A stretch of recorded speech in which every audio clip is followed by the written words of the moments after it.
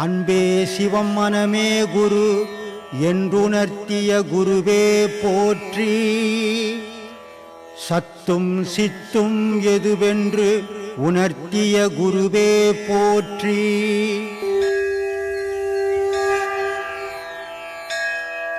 மாமி, இறைவன் அமைப்பில் எல்லோரும் சமம். அப்படி இருக்கிறச்ச கடவுள் ஏன் ஒவ்வொருத்தவங்களையும் ஒவ்வொரு உருவத்தில் படைத்திருக்கிறார்? வெவ்வேறு உருவத்தில் ஏன் கடவுள் படைத்திருக்கிறார்? யார் ஒவ்வொரு ரூபத்தில் படிச்சுக்கிறார்? எல்லாரும் மனுஷனாக தானே படிச்சுக்கிறாரு. மனுஷனாக படைச்சிருக்கா, சில பேரை குறையா, சில பேரை நிறைவா, அந்த மாதிரி. குறைவாகவும் நிறைவாகவும் இருக்குது. நான் முதல்ல சொன்னேன், அவன் செய்த பாவ பலனுக்கு ஏற்ற மாதிரி தான் பிறப்புன்னுட்டு. இங்கே கடவுள் யாரையும் நொண்டியாக பிறக்க வைக்கணும், குருடாக பிறக்க வைக்கணும், கூணாக பிறக்க வைக்கணும்னு கடவுள் யாரையும் இல்லை. கடவுள் நான் ஒருத்தர் ஆவாதவன் ஒருத்தர் ஆனவனா. கடவுள் பார்க்கறது மனசையே கிடையாது, கடவுள் பார்க்கறது ஆன்மாவை. ஆன்மாவுக்கு பேதமே கிடையாது, அதே மாதிரி கடவுளுக்கு பேதமே கிடையாது. மனசுக்கு பேதம் உண்டு. இவன் வேறு அவன் வேறு, இவன் இப்படிக்கிறான், தாழ்ந்தவன் உயர்ந்தவன் மனசு. ஆன்மா தாழ்ந்தவன் உயர்ந்தவனே கிடையாது. ஆண்டவனுக்கும் கடவுளுக்கும் தாழ்ந்தவன் உயர்ந்தவனே கிடையாது. கடவுள் பார்க்கறது மனசை பார்க்கறதே கிடையாது, கடவுள் பார்க்கறது ஆன்மாவை. இந்த ஆன்மா ஏன் இங்கேயே உலாவுது அப்படின்னா, அது செய்த பாவ பலனை இங்கே அனுபவிச்சுட்டு சுத்த பொருளாக போனால் தான் இறைவனோட சேர முடியும். அதுக்காக இந்த ஆன்மா என்ன பண்ணுறது, மனம் செய்கிற தவறெல்லாம் ஆன்மா சுமந்துக்குன்னு ஒவ்வொரு பிறப்பாக ஒவ்வொரு வாட்டியும் எடுத்து கொடுக்குது. அப்போவாவது நீ திருந்திடு, அப்போவாவது நீ மாறிடு அப்படின்னு. ஆனால் இந்த மனுஷன் பிறந்ததுலேருந்து சாகிற வரைக்கும் திரும்ப திரும்ப தவறு செய்கிறதால திரும்ப இங்கே பிறந்துன்னுக்குறோம். இது மன சம்பந்தப்பட்டது. ஆண்டவனுக்கோ கடவுளுக்கோ சம்பந்தம் கிடையாது. கடவுளுக்கு வேற்றுமையே கிடையாதும்மா. நன்றிகள் சுவாமி. நம்ம கர்ம வினை தீர்ந்து விட்டது அப்படிங்கிறத எப்படி உணர முடியும் சுவாமி? சுகமாக நிம்மதியாக இருந்தீங்கன்னாவே நமக்கு ஒரு வினையும் இல்லைடான்னு அர்த்தம். 3 வேளையும் சாப்பாட்டு கட்சி, எந்த சண்டை சச்சரவும் இல்லாமல், யாருக்கும் நீ விரோதியாக இல்லாமல் நிம்மதியாக வாழ்ந்தீங்கன்னா நம்ம கர்ம வினை தீர்ந்து போச்சுன்னு அர்த்தம். யாராவது ஒருத்தர்கிட்ட பகை வளர்த்துக்குன்னு, யாரையாவது ஒருத்தரை சண்டை வலிச்சுக்கின்னு, சாப்பாடு கூட இல்லாத, கையில் காசு இல்லாத பிச்சை எடுக்கிறேன்னு சொன்னால் கர்ம வினை தீரலன்னு அர்த்தமா? தாய், தந்தை, பிள்ளைகள், மனைவி, இவர்களில் யார் மேலே நம்ம அதிகமான பாசம் வைக்க வேண்டுமா? உன் மேலே வைக்கணும், மற்றவங்க மேலே வச்சுன்னா ஏமாந்து போடுவேன். இங்கே என்கிட்ட பல பேர் வந்தாங்க. இப்போ போன 2 வாரத்துக்கு முன்னே அம்பத்தூர்லேருந்து ஒரு கணவன் மனைவி வந்தாங்க, கொஞ்சம் வயசானவங்க. அவங்க அழுதுக்குனே உட்காந்தாங்க. என்னம்மான்னு, நான் ஆசிரமத்துக்கு டொனேஷன் கொடுக்கணும், எப்படி கொடுக்கணும், அது உங்கள் விருப்பம் அப்படின்ட்டு. அப்புறமா அவங்க கேட்டாங்க, பாடியில் எனக்கு ஒரு வீடு இருக்குது, நான் இந்த ஆசிரமத்துக்கு எழுதிடுறேன், அப்படி இல்லை விற்று கொடுக்க சொன்னாலும் விற்று கொடுத்துட்றேன், பணமாக கொடுத்துட்றேன், ஆனால் நாங்கள் இங்கே தங்கிக்கணும் அப்படின்னாங்க. நான் சொன்னேன், மற்ற ஆசிரமம் மாதிரி கிடையாது, இங்கே காலையில் வரணும், சாயந்தரம் போயிடணும். ஏன்னா எத்தனையோ ஆசிரமங்களை தங்கி, ஆசிரமத்தில் இருக்கிற பொம்பளைங்க நல்ல பொம்பளைங்க, ஆசிரமத்தில் இருக்கிற ஆம்பளைங்களும் நல்ல ஆம்பளைங்க, எந்த தவறுக்கும் ஈடுபடுறதில்ல. ஆனால் ஊர் சும்மா இருக்காது. சொன்ன விஷயத்தையே 10 வாட்டி சொல்லும்போது பொய்யான விஷயம் உண்மையாக மாறிடும். மாறும்போது அது ஆசிரமத்தினுடைய பேர் கெட்டு போயிடும். அதனால் நான் ஆசிரமம் கட்டின நாள்லேருந்து இங்கே யாரையுமே தங்க வைக்கிறது இல்லை. காலையில் வாங்க, எல்லாம் தெரிஞ்சுங்க, சாயந்தரம் வீட்டு போய் சேர்ந்துருங்க. ஏன்னா அந்த மாதிரி தங்க வச்சு பல ஆசிரமங்கள் பல வழியில் போயிருக்குது. நமக்கு அந்த வம்பு வேணும். அதனால் நான் சொல்லிவிட்டேன், இங்கே யாரையும் தங்க வைக்கிறது இல்லைன்னு. ஏம்மா குழந்தைங்க இல்லையான்னு. அப்போ அவங்க சொன்னாங்க, ஒரு புள்ள அமெரிக்காவில் இருக்கிறான், ஒரு புள்ள இங்கே இருக்கிறான். 2 பேரை சண்டை பழித்து ஸ்டேஷன் வரைக்கும் போய், நான் உங்களுக்கு பிள்ளை இல்லை, நீங்கள் எங்களுக்கு தாய் தகப்ப இல்லைன்னு எழுதி கொடுத்துட்டு போயிட்டாங்க. இப்போ கடைசி காலத்தில் எங்களுக்கு என்ன பண்ணுறதுன்னு தடுமாற்றமாக இருக்குது. அதனால் எங்கள் ஆசிரமத்தில் சேர்ந்துக்குன்னா நாங்கள் நிம்மதியாக இருக்கலான்றதுக்கோசம் வந்தோம். அதுக்கு இந்த ஆசிரமம் இல்லை, வேறு அநாத ஆசிரமம்னு வச்சுங்கிறாங்க. அங்கே பணத்தை கட்டிட்டிங்கன்னா நீங்கள் இருக்கிற வரைக்கும் அவங்களே பாதுகாத்து போடுவாங்கம்மா, அங்கே போயிடுங்கன்ட்டு. ஏன் சொல்கிறேன்னா, பெத்த புள்ள, நம்ம பிள்ளைங்க எப்படிலாம் வாழணும்னு தாய் தப்பன் ஒரு கற்பனையில் அவன் உழைப்பெல்லாம் போட்டு வளர்க்குறான். அது வளர்ந்த உடனே ஒரு மனைவியை கட்டின உடனே வளர்கிற வரைக்கும் தாயும் தகப்பனும் கடவுள் மாதிரி நினைக்கிறான். ஒரு மனைவியை கட்டினோன்னா தாயும் தகப்பனையும் தூக்கி ரோட்டில் போட்டுடுறான். இது 100க்கு 75% இன்றைக்கி உலகத்தில் நடந்துக்கின்னு இருக்குது. சில தாய் தகப்பன் போய் வெளியே என் பிள்ளைங்க இப்படி பண்ணிட்டாங்க, இப்படி அக்ரூம் பண்ணுறாங்க, இப்படி அக்ரூம் பண்ணுறாங்கன்னு சொல்லுவாங்க. சில தாய் தகப்பனால் சொல்ல முடியாத தனக்குள்ளே போட்டு வெம்பி சாவறாங்க. நான் ரொம்ப தாழ்மையாக கேட்கறது, கடவுள்லாம் அப்புறம், குருவெல்லாம் அப்புறம், முதல்ல தாய் தகப்பனை கடவுளாக எண்ணுங்க பெத்த பிள்ளைங்க. அதே மாதிரி தாய் தகப்பனுங்க பிள்ளைங்கள அன்பை செலுத்தி வாழ வைங்க, காசை காட்டி வாழ வைக்காதீங்க. காசை காட்டி வாழ வச்சிங்கன்னா அன்பு இல்லாத வளரும், அப்புறம் உங்களை தூக்கி வெளியே போட்டுவிடும். அதனால் தாய் தகப்பன்றோம் குழந்தைங்க மேலே அன்பை கொட்டி வளர்க்கணும். அதே மாதிரி பிள்ளைங்க அன்போடு வளர்ந்து தாய் தகப்பனை கடவுளாக கொண்டாடினா அந்த பிள்ளைங்க உலகத்தில் சிறந்த பிள்ளைங்க. தாய் தகப்பனை உங்களை உலகத்துக்கு அடையாளம் காட்டினதே உங்கள் தாய் தகப்பன் தானே, கடவுளெல்லாம் அப்புறம் தானே.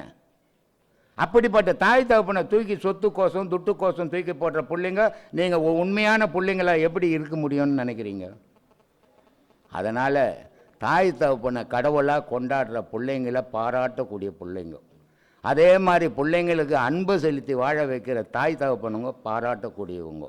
காசு தான் குறிக்கோளாக வந்து வாழ வைக்கிற தாய் தகப்பனும் சரியில்லை, காசு தான் குறிக்கோளாக தாய் தகப்பங்கிட்ட காசுக்கிற வரைக்கும் பிடுங்களான்ற பிள்ளைங்களும் சரியில்லை. இது ரெண்டு பேரும் மாற்றிக்கினா இந்த உலகத்துக்கு நன்மை, உங்களுக்கும் நன்மை. ஏன்னா உலகம்ன்றது பார்வையில் வாழுது.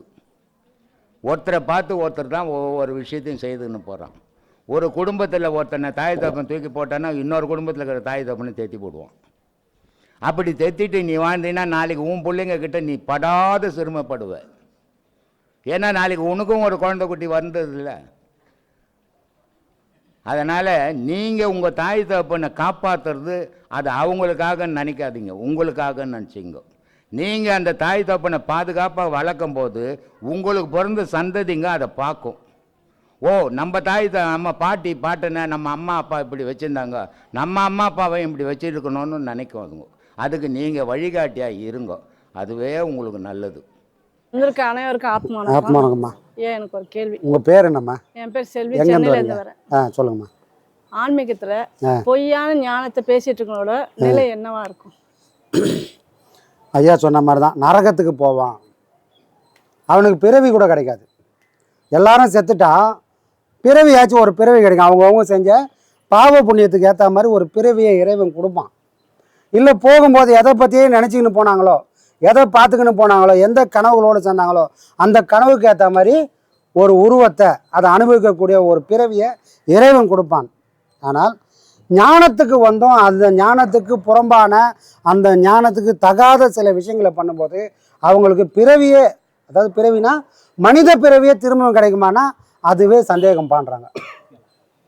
நரகத்துக்கு போய் நரகத்தில் யாரும் அனுபவிக்காத வேதனைகள்லாம் அனுபவிச்சுனே இருப்பாங்க. அந்த நரக கோயிலேருந்து திரும்பவும் ஒரு பிறவி கிடைச்சி வெளியே வர்றதுன்றது நடக்காத காரியமாயிடும். ஏன்னா எங்கே வேணால் தவறுகள் பண்ணலாம். ஏன்னா எல்லாமே இந்த உலகம்ன்றது இரண்டும் கலந்த உலகம். இங்கே நன்மையே செஞ்சுக்கின்னு உலகத்தில் ஒருத்தராலும் வாழவே முடியாது. இங்கே துன்பத்தையே செஞ்சுக்கணும், கெட்டதையே செஞ்சுக்கணும் ஒரு மனுஷனால் வாழவே முடியாது. அப்போ எல்லாருக்கும் இயற்கை நன்மையும் தீமையும் செஞ்சே ஆக வேண்டிய உலகம். அப்போ இந்த உலகத்தில் நான் நல்லதும் செய்ய முடியும், கெட்டதும் செய்ய முடியும். அது பெரிய தவறுகள்லாம் ஒன்றும் இல்லைப்பா. ஒரு நடிகை இருக்கிறா, ஒரு நடிகை தான் வளர்ந்து பெரிய ஆளாக ஆகணும்னு நினைக்கும் போது சில தவறுகளை அந்த வளர்ச்சிக்காக விட்டு கொடுப்பாங்க. சில தவறுகள் நடக்கும். ஆனால் அந்த நிலையை நான் அடைஞ்சதுக்கப்புறம் அந்த தவறுகளை சிலர் பண்ணுவாங்களான்னா பண்ண மாட்டாங்க. நான் எதுக்காக இந்த தவறுகள்லாம் பண்ணணும், அந்த நிலையை அடைஞ்சவொடனே இந்த தவறுகளெல்லாம் செய்ய மாட்டாங்க. இப்போ அந்த தவறுகள் செய்யாத அளவுக்கு அந்த நிலைக்கு போக முடியலையே, அதுதான் சொல்ல வரேன். அப்படி செய்வாங்க. அந்த நிலைக்கு போனவொடனே அந்த தவறுகள்லாம் நிறுத்திட்டு சராசரி வாழ்க்கையை வாழ ஆரம்பிச்சிட மாதிரி மனுஷனும் இங்கே இன்ப துன்பமும் நல்லதும் கெட்டதும் கலந்துக்கிற வாழ்க்கையில் எதோ ஒன்றா செய்யலாம், தப்பே கிடையாது. அதுக்கேற்ற மாதிரி பிறவிகள் அமையும். ஆனால் இதெல்லாம் பொய்ன்னு ஒருத்தர் சொல்லிட்டாரு, இதெல்லாம் தப்புன்னு ஒருத்தர் சொல்லிட்டாரு. அந்த பேச்செல்லாம் கேட்டுக்குன்னு வந்த இடத்துல அவரோட வீட்டில் வந்து தவறுகள் செய்யும்போது நமக்கு பிறவிகள் கிடைக்குமானா கிடைக்காதுப்பா. 7 பிறவிக்கும் நரகம் மட்டுமே வாய்க்கும். அவங்க வம்சத்துக்கு அது போய் சேரும். தலைமுறை தலைமுறையாக அந்த பாவங்கள் எதுக்கு நான் இதை அனுபவிக்கிறேன்னு தெரியாமல் அனுபவிக்கக்கூடிய நிலைகள் வரும். எப்பவுமே ஒன்று ஒரு இப்போ என் வீட்டில் நான் முதலாளி, உங்கள் வீட்டில் நீங்கள் முதலாளி. என் வீட்டில் நான் சொல்கிறபடி இருக்கலாம், உங்கள் வீட்டுக்கு வந்தால் நீங்கள் சொல்கிறபடி தான் இருக்கணும். அப்போது ஒரு ஒரு ஆசிரமன்றது குருவோட வீடு. அந்த குரு அங்கே எப்படி சொல்லியிருக்கிறாரோ அதை மாதிரி என்னால் வாழ முடிஞ்சால், அந்த மாதிரி என்னால் நடக்க முடிஞ்சால் அந்த வீட்டில் நான் போகலாம் வரலாம். என் இஷ்டத்துக்கு தான் என் வீட்டில் நான் எப்படி இருந்தனோ அப்படி தான் அந்த வீடும் இருக்கணும்னு ஆசைப்பட்டோம்னா அந்த பாவத்தை யாரும் சுமக்கிறது?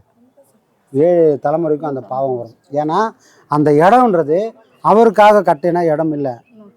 அடுத்தடுத்து வரக்கூடிய ஞானம் வேணும், ஞானம் எங்கே இருக்குதுன்னு தேடி தேடி வரக்கூடிய பக்தர்களுக்காக சீடர்களுக்காக கட்டின இடம். அது வீணாக போகும். அது வீணாக போகுதுன்னு சொன்னால் ஒருத்தரோட பாவம் இல்லை, உலகத்தோட ஒட்டுமொத்த பாவம் தன் தலைமையில் இறங்கும். அதுக்கு விமோச்சனமே இல்லை. இதை யாரையோ குறிப்பிட்டு சொல்கிறேன்னு யாரும் நினச்சிக்க வேணாம். இந்த தவறுகள் யார் பண்ணாலும் நான் பண்ணாலும் இது மட்டும்தான் உண்மை. இதுல இருந்து மாறவே முடியாது. குருநாதரும் அதான் சொல்லிருக்கா, எந்த இடத்துக்கு போற நீ அப்படி இரு, ஒரு நல்ல சீடனாரு, ஒரு கணவன் அந்த மாதிரி சொல்லியிருக்காரு, எல்லாமே விளக்கி இருக்காரு. அதுதான். ஆனா இப்ப மேல்மேல அது நம்ம கேட்கும் போது மனசுக்கு ரொம்ப வலி. எப்படி ஒரு குருநாதருக்கு நம்ம சீடனா இருந்து நம்ம சீடர்களும் இந்த மாதிரி எல்லாம் இருக்கிறாங்களே சிலரு அப்படின்னு நினைக்கும் போது வருத்தமா இருக்கு. அவங்கள விட்டு விலகிடலாமா? அப்படிதான் இப்ப வந்து விலகிட்டோம். அவ்வளவுதான். இதை நம்ம வந்து வேதனைப்படக்கூடிய விஷயம் இல்லை.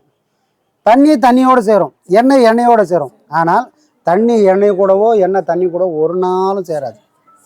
அப்போ மனம் பிரிஞ்சிடுச்சு, நாமும் பிரிஞ்சு ஆக வேண்டியது இந்த காலத்தோட கட்டாயம். ஆனால் இந்த பிரிவை நம்மளை எதை நோக்கி தள்ளுது? இப்போ நாம் வந்து எந்த சுயநலத்துக்காகவும் நாம் ஒன்றும் சேரலை. ஒரே பொது நோக்கம்தான்.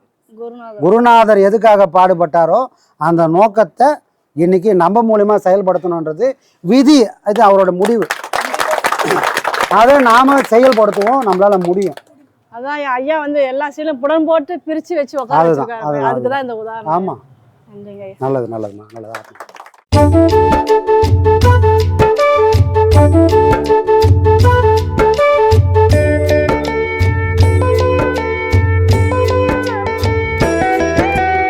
ஆனந்தம் அது ஆனந்தம், எங்கே இருக்குது ஆனந்தம்? ஆனந்தம் அது ஆனந்தம், எங்கே இருக்குது ஆனந்தம்? அங்கே இங்கே தேடிட வேண்டாம், நம்முடன் இருக்குது ஆனந்தம். அது பிரம்மஸ்ரீ நித்யானந்தம்.